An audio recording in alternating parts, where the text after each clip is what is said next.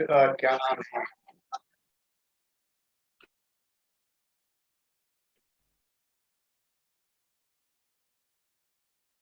अंगुलमाल की संबंधित एक गाथा शाखा से संबंधित है। तो पीछे दौड़ा बुद्ध के डाकू अंगुले माल है। रूप भयंकर भूत सम, गले अंगुली की हाथ नग्न तलवार है। रूप भयंकर भूत सम, हाथ नग्न तलवार है। पकड़ न पाया बुद्ध को वह दौड़ दौड़ लाचार है। भागे सोचे श्रमण की मंद मंद मृदु चाल है। रुक जा श्रमण हार के दी बुद्ध को आवाज है। मैं तो रुका हूँ वत्स, अब तेरा क्या आगाज है। सुमाथा ठनका असुर का, माथा ठनका असुर का, जागा सुसुप्त ज्ञान है। उन महाश्रमण के चरण में हमारी शान है। उन महाश्रमण के चरण में बंधन हमारी शान है। सेठ धनंजय की पुत्री, सेठ धनंजय की पुत्री, नाम विशाखा कहलाता। उपासिका थी बुद्ध की, मेगार की थी धर्म माता। धर्म परायण ऐसी थी, बुद्ध से मांगे ये वरदान। बस अन्न फल औषधि हर भिक्खु को दूं मैं समान। पथ्य व्यवस्था रोगियों को, भूखों को दूं भोजन। चाहत नहीं सम्मान की, निस्वार्थ ये सब प्रयोजन। भाव विशाखा का जान, भाव विशाखा का जान दिए बुद्ध वरदान है। उन महाश्रमण के चरण में बंधन हमारी शान है। उन महाश्रमण के चरण में बंधन हमारी शान है। उन महाश्रमण के चरण में बंधन हमारी शान है। बुद्ध ने किसी को वरदान नहीं दिए थे, लेकिन विशाखा को वरदान दिए थे, और 8 वरदान दिए, एक नहीं 8 वरदान। आप पढ़ सकते हो, अच्छी तरह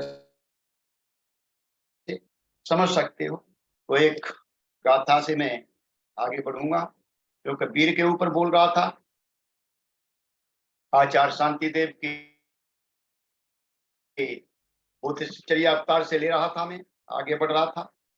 हमारे ब्रह्मचारी बोधि प्रकाश जी बहुत अच्छी तरह से इस गाथा को पढ़ते हैं। पंच छिद्दे पंच जहे, पंच छिद्दे पंच जहे, पंच चुतरी भावये, पंच संगाति वो भिक्खु, वो गतिणोति उच्चति। बहुत अच्छी गाथा, ये काफी गहरे अर्थ में ली जाती है इसमें। कि पंच छिद्दे, 5 को काटे, छेदन करे 5 का। ये 5 आपके अवर भागी जो बंधन है, संयोजन है। कामराग, सक्काय दृष्टि, विचिक्षा, शील व्रत परामर्श, कामराग और व्यापार, इनको काटे, इनका छेदन करे, और 5 का को त्यागे, 5 को छोड़ दे। जो पूर्व भागीय बंधन है, इसके बाद 5 जो आते हैं, रूप राग, अरूप राग, मान, औधच और अविद्या, इन 5 को छोड़े तो ये 10 बंधन हो जाते, 10 संयोजन हो जाते। तो बार बार बताए जाते हैं आपको। स्थिर प्राप्ति में श्रोतापन्नी में 3 बंधन टूटते हैं, चक्रगामी में 3 बंधन टूटते हैं, 2 ढीले हो जाते हैं, अनागामी में 5 बंधन टूट जाते हैं, और अरहत के जो है ये 10 बंधन टूट जाते हैं, 10 संयोजन खत्म हो जाते हैं। तब वो कहते हैं इनके प्रहार के लिए, इन पे विजय प्राप्त करने के, इनको भगाने के लिए, इनको काबू में रखने के लिए 5 की भावना करें। वो 5 क्या है? तो 5 आपकी धर्मेंद्रियां हैं, श्रद्धा, वीर, स्मृति, समाधि और प्रज्ञा। इन 5 की भावना करें। इनकी भावना नहीं करेंगे तो ये भागेंगे नहीं, कहीं ना कहीं से हमारे अंदर घुसते चले जाएंगे। ये 10 जो है बंधन बहुत ही ज्यादा सूक्ष्म होकर के हमें जो परेशान करते रहते हैं। तो जब तक हम इन 5 धर्मेंद्रियों की भावना नहीं करेंगे तब तक हम इन पर काबू नहीं पा सकते। इन 5 की भावना करनी है, और 5 के संसर्ग में आपको रहना नहीं, उनका अतिक्रमण करना है, उनसे दूर रहना है। राग, द्वेष, मोह, मान और मिथ्या दृष्टि, 5 से आपको दूर रहना है, इसका अतिक्रमण करना, हर समय जागृत रहना। पिछली बार बताया था मैंने आपको, जागृति का पहरा दीजिए। जागृति नहीं होगी तो हमारे अंदर क्या चढ़ेगा? घुस जाएंगे ये राग द्वेष, सब घुस जाएंगे। ये जगह देखते रहते हैं, ये जो है ढूंढते रहते हैं कहां से हम जो है अंदर घुसे। पिछली बार बताया था जिस प्रकार से जहर जो है लहू का साथ पा करके पूरे शरीर में फैल जाता है, उसी प्रकार से हल्का सा भी स्मृति की डोर टूटी नहीं कि ये 5 और 10 आपके अंदर घुस जाते हैं, और 5 ये जो है आपको जो है चंचल करते रहते हैं। राग द्वेष मोह मान और मिथ्या दृष्टि, इसमें हम फंसे रहते। और अगर इन पर हमने काबू पा लिया, इनका हमने अतिक्रमण कर लिया, इनका हमने संसर्ग छोड़ दिया, तो फिर क्या होगा? 4 ओघ और 4 बाढ़ों से हम जो है पार पा जाएंगे। 4 ओघ से पार पा जाएंगे। क्या है? काम बाढ़, भव बाढ़, दृष्टि बाढ़ और अविद्या बाढ़, इनसे हम पार पा जाएंगे। तो हम चल रहे थे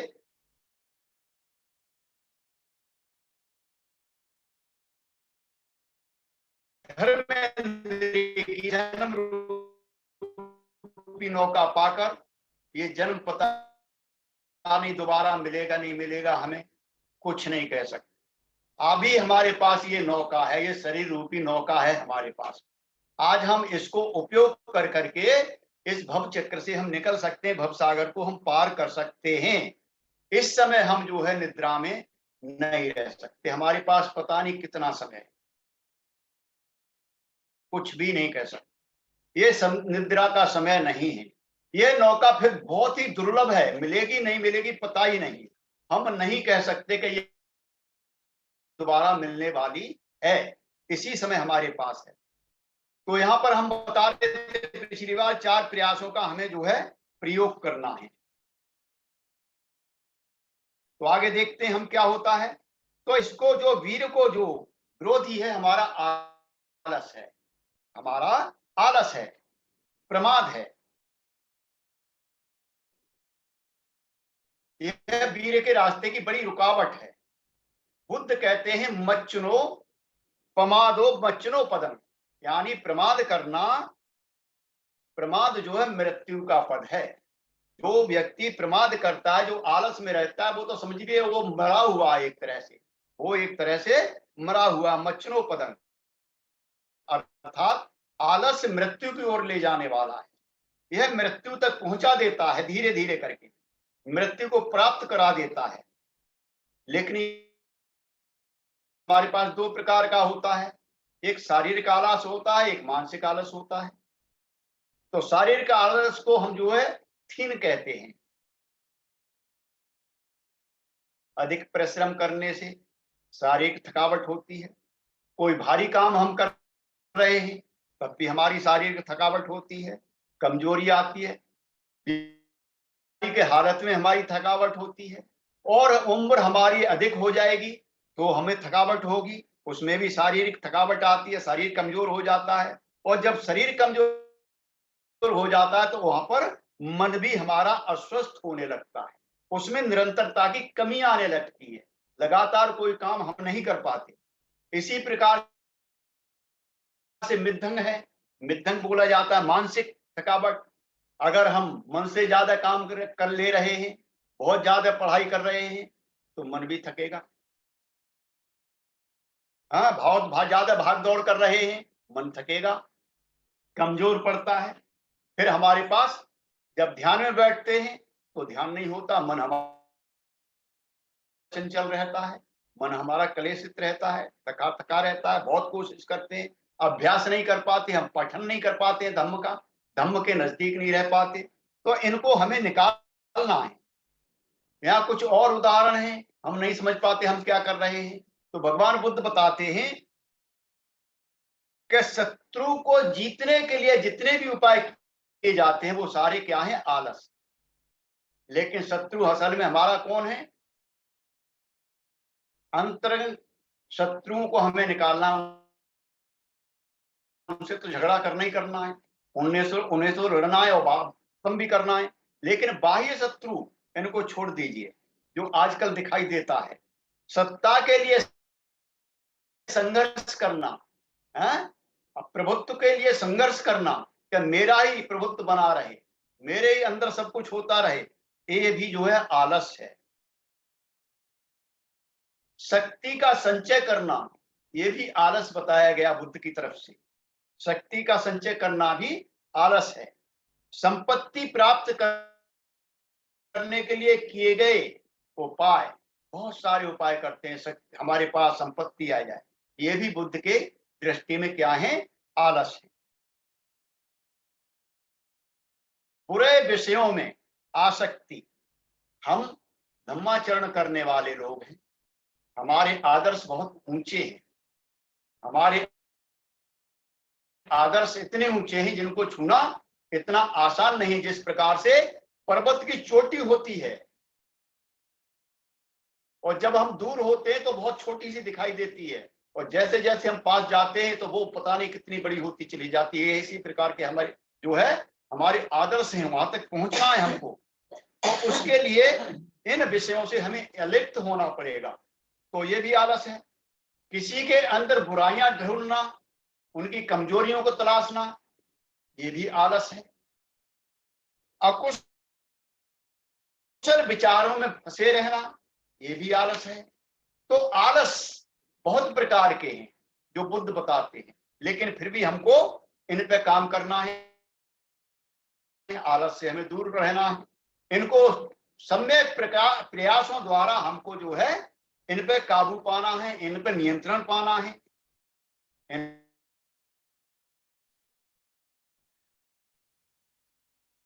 और क्या करना है कि हमें जो है वीर्य के साथ समाधि का समावेश करना है। वीर्य के साथ हमें जो है समाधि का प्रयोग करना। जब तक हम ध्यान नहीं करेंगे तब तक हमारा चित्त को एकाग्र नहीं करेंगे तो हमारा वीर्य भी बेकार चला जाएगा। यहाँ पर आचार्य शांतिदेव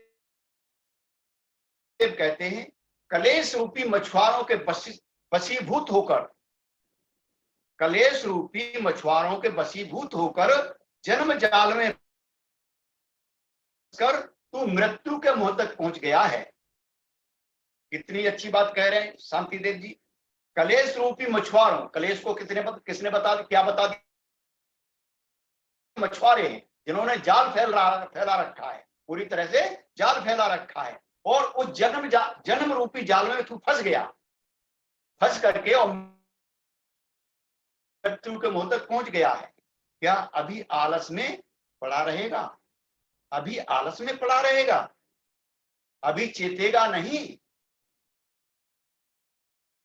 अभी सजग नहीं होगा, अभी नहीं जगेगा, कब तक सोएगा? कब तक तू आलस में पड़ा रहेगा? अब तो जाग ले। बिना उद्यम के, बिना प्रयास के अच्छे फल की आकांक्षा तू पाले हुए है, बहुत दिन से तू प्रतीक्षा में है, और तू दुखित होकर के अपने को अमर समझता है, अपने को अमर समझता है। इससे हो क्या रहा है कि धीरे धीरे करके तू जो है मृत्यु से ग्रसा जा रहा है। तू मृत्यु से धीरे धीरे ग्रसा जा रहा है और धीरे धीरे तू नष्ट हो रहा है। देख सकते हैं, अपने जीवन में देख सकते हैं अच्छी तरह से कि हम क्या कर रहे हैं। हाँ? आगे कहते हैं वो श्रेष्ठ धर्मरति जो अनंत रति की धारा है, धम्मरति। हाँ? धम्म की आसक्ति जो है, रति, रति इससे मिलिए, धम्म से मिलिए आप। हाँ? ये अनंत रति की धारा है, इसे छोड़ तुक मूल रूपी उछल कूद में तू फंसा हुआ है। क्यों वहां पर तू अपनी रति लगाए हुए है? क्यों हा हा ही में फंसा हुआ है? इसमें रति क्यों लगाए हुए है? तू क्यों इसमें लिप्त है? क्यों रत है इसके अंदर? है? क्या हम नहीं है इसके अंदर? परिवार बैठ जाते हैं, क्या करते हैं हम? यही तो करते हैं। लेकिन हम जो है धम्मरति जो हमारे लिए सबसे श्रेष्ठ है, उसका हम अभ्यास नहीं करते। मुझे बोधि लाभ होगा, यह सोच विषाद न कर। मुझे बोधि लाभ कैसे होगा? बहुत मैंने कई हमारे साथी वो कहते हैं कि भाई किस तरह से निकलेंगे, सोचो मत, काम करिए। क्योंकि तथागत कहते हैं, उन्होंने कहा है कि जिन्होंने वीर का आचरण कर बोधि प्राप्त की है, जिन्होंने वीर का आचरण किया है और जिन्होंने बोधि प्राप्त की है, वे भी अपने अतीत जन्मों के अंदर डांस, मच्छर, कृमि, कीड़े, मक्खी रह चुके हैं। फिर भी मैं तो जन्म से मानव हूं। वो तो कृमि रह चुके हैं, लेकिन मैं तो जन्म से मानव हूं। इस समय मैं तो जन्म से मानव हूं, हित और अहित जानने में समर्थ हूं। मैं अपना बुरा भला जानने में समर्थ हूं। तो क्यों ना मैं तत्परता से बोधि लाभ के लिए प्रयास करूं? क्यों ना मैं तत्परता से बोधि लाभ के लिए प्रयास करूं? क्यों नहीं इसी जन्म में बोधि लाभ प्राप्त कर लूं? तो हमारे आदर्श, हमारे आध्यात्मिक गुरु बनते शंकराचार्य जी क्या कहते हैं कि कम से कम इस जन्म में श्रोता तो फल प्राप्त कर लीजिए। अपने 3 बंधन तो तोड़ ही लीजिए, तक का दृष्टि, शील, व्रत, परामर्श और असमंजस। हाँ? इसको तो तोड़ ही लीजिए। तो तत्परता से क्यों नहीं है बोधि प्राप्त करने का प्रयास करूं? आप देख सकते हो, बाबा साहब को देख सकते हो, अभी बहुत काम करना है। शरीर नहीं चल रहा था, लेकिन फिर भी अभी बहुत काम करना है, अभी बहुत काम करना है। लगे रहे लास्ट तक। कांसीराम को देख लीजिए, कांसीराम ने क्या कहा था? संकल्प कितना अच्छा था कि जाति रूपी पेड़ को अगर मैं उखाड़ नहीं सका, जाति रूपी पेड़ को अगर मैं उखाड़ नहीं सका कि आगे आने वाली पीढ़ियां हल्का सा धक्का मारेंगी तो ये जाति रूपी पेड़ जो उखड़ जाएगा, समाप्त हो जाएगा, नष्ट हो जाएगा। और आज उसे देख रहे हो, आज आप देख रहे हो, सभी तरफ से इसका प्रयास हो रहा है। आप भी प्रयास कर रहे हो, बहुत सारे संगठन बन के प्रयास कर रहे हैं, पहले ही वो अलग अलग कर रहे हैं, लेकिन प्रयास उधर ही जा रहा है। सोच देखिए भाई और बहनों, हमारे जो वीरवान के या उत्साह जो है 4 स्तर से काम करता है, 4 तरह से काम करता है। वो क्या है कि वो तत्पर रहता है। जिसके अंदर वीर है वो तत्पर रहता है। किस प्रकार से तत्पर रहता है? जिस प्रकार से बॉर्डर के ऊपर, सीमा के ऊपर सैनिक तत्पर रहता है, जिस प्रकार से घोड़ा तैयार रहता है। घोड़े पर सो रहा होगा, अगर आपने हल्का सा हाथ रखा, वो एकदम सजग हो जाएगा कि मेरा मालिक कहीं। इस तरह से वो जो है तत्पर रहता है हर समय। दूसरा, इसे हम जो है देख सकते हैं, प्रयास के अंदर देख सकते हैं। तीसरे प्रयास में हम देख सकते हैं, रहना पड़ेगा। जो हमारे अंदर अच्छाई है उसको हर समय हमको देखना पड़ेगा, ये निकल न जाए, हमारे अंदर से निकल न जाइए। जो अच्छाई हमारे अंदर है, बचपन से जो आज तक आई है, उसको हम निकलने नहीं देना, तत्पर रहना उसके लिए। और दूसरा, वो कार्यरत रहता है शेर की भांति। शेर कैसा रहता है? हर समय कार्यरत रहता है। उसकी दहाड़ से सारे जंगल के जितने भी जानवर हैं वो सहम जाते हैं, टहल जाते हैं। रक्षण करना है, गर्जना करता है वो, तो हमें भी गर्जना करनी है। जो कुछ हमारे पास है उसका पूरी तरह से रक्षण करना है। चौथा प्रयास, कभी निराश नहीं होता।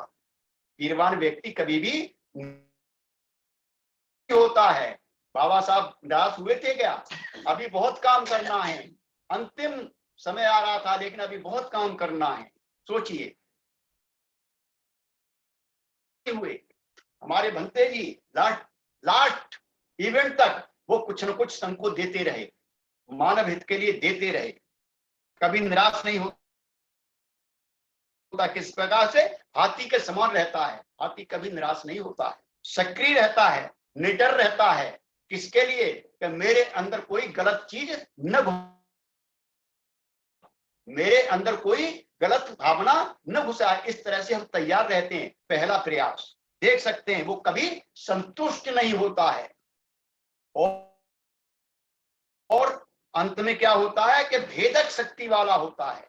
चौथा जो प्रयास है वो है भेदक शक्ति वाला होता है। जिस प्रकार से बैल होता है, आप उसके कंधे पर एक बार वजन लाद दीजिए, चाहे गाड़ी में कितना ही वजन लाद दोगे, घुटने पे पड़ जाएगा, लेकिन उसको पार लगा देगा।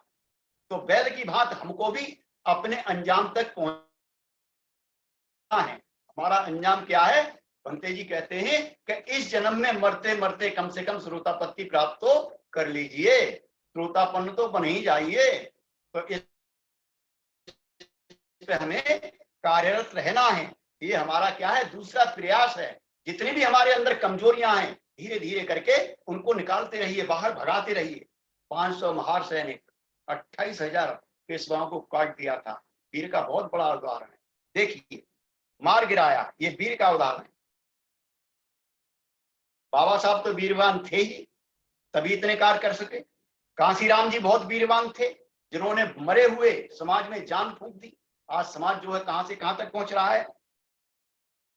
बनते जी वीरवान थे, इतना बड़ा आंदोलन आपको दे गए जो 60 देशों में फैला हुआ है। हमारे धर्मचारी लोकमित्र दापोरी बुद्ध विहार के लिए 41 बार सरकारी ऑफिस गए थे, उन्होंने पीछा नहीं छोड़ा, जाते रहे जब तक दापोरी बुद्ध विहार का उन्होंने वहां से नहीं परमिशन ले ली, तब तक वो जो आते रहे उस ऑफिस के अंदर लगातार। तो ये क्या है? वीर के कुछ उदाहरण हैं। पहले मुझे धम्म छंद नहीं था, इसलिए आज यह विपत्ति आ पड़ी है।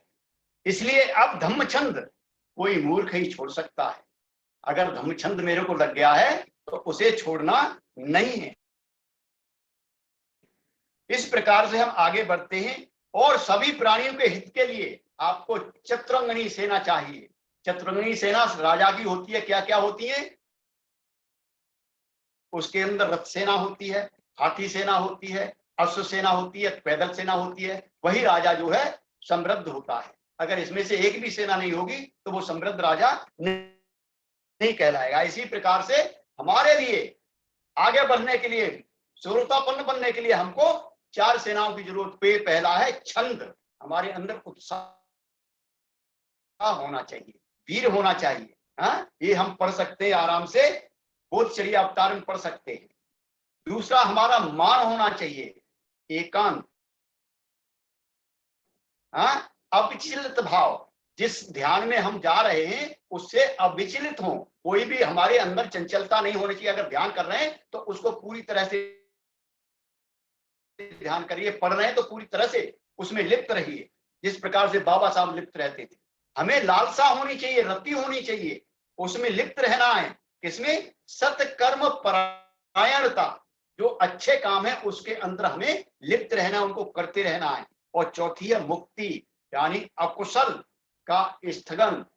हम जो है कुशल की तरफ के अंदर आना ही नहीं चाहिए, अकुशल से छुटकारा हमें पाना चाहिए। इस प्रकार आलस का नाश कर उत्साह की वृद्धि करनी चाहिए। तो ये थोड़ा वीर के बारे में मैंने आपको बताया, पिछली बार रह गया था थोड़ा सा, तो मैं यहीं पर अपने इस वक्तव्य को रोकता हूं। आपने बड़े ध्यान से सुन लिया, आपका बहुत बहुत पुण्यानुमोदन, धन्यवाद। धर्ममित्र लाल जी